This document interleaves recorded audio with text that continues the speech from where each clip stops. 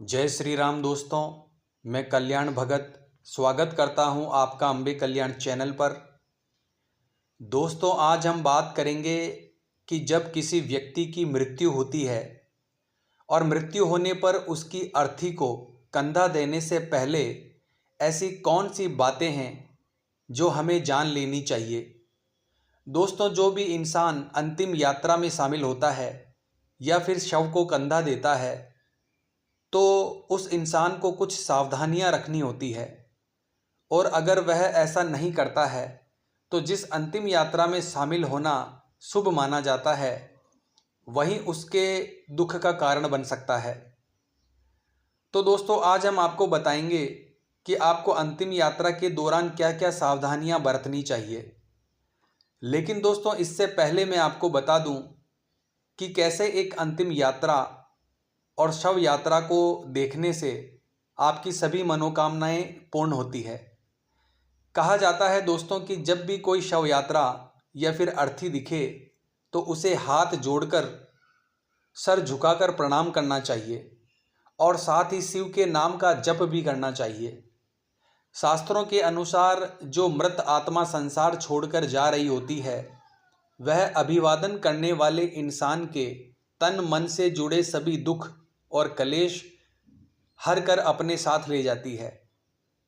अब दोस्तों, आपको बताते हैं कि अंतिम यात्रा में शामिल होने वाली व्यक्ति और अर्थी को कंधा देने वाले इंसान को ऐसा करने के बाद क्या क्या सावधानियां बरतनी चाहिए।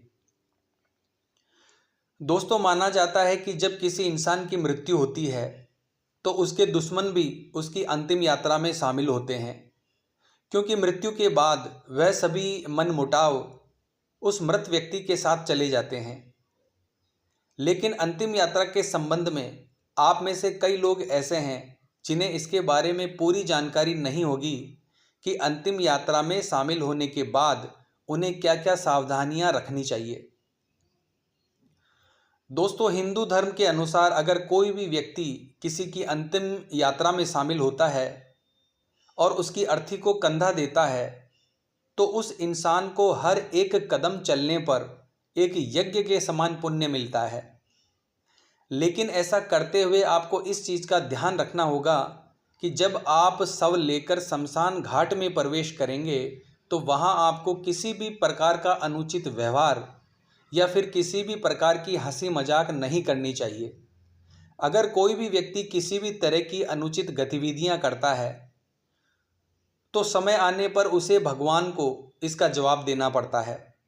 साथ ही उसे यह भी समझना चाहिए कि उसे भी अंतिम समय में यहीं पर लाया जाएगा। इसके बाद अंतिम संस्कार में शामिल हो रहे सभी लोगों को यह भी ध्यान रखना चाहिए कि अंतिम संस्कार होने के बाद बिना मुड़े किसी नदी या फिर तालाब में कपड़े पहने हुए स्नान करना चाहिए और मृतक के नाम पर जल अर्पण करना चाहिए, और ऐसा करते हुए बिना कुछ बोले घर की ओर चल देना चाहिए। इसके साथ ही आपको यह भी ध्यान रखना चाहिए जब आप अंतिम संस्कार से लौट रहे हो तो कभी भी चलो शब्द का इस्तेमाल नहीं करना चाहिए, क्योंकि जब तक मृतक जीवित था तब तक उसका आपसे सीधा संबंध था और मरने के बाद वह व्यक्ति प्रेत योनि में प्रवेश कर चुका है, जिसके कारण अगर आप लौटते वक्त चलो शब्द का इस्तेमाल करते हैं तो वह इंसान प्रेत के रूप में आपके साथ भी चल सकता है। इसी वजह से शमशान घाट से लौटते वक्त आपको चलो शब्द का इस्तेमाल नहीं करना चाहिए। इसी तरह अंतिम संस्कार से लौटने के बाद सभी को नीम की दातुन करनी चाहिए और फिर लोहा, अग्नि, जल, पत्थर का स्पर्श करना चाहिए।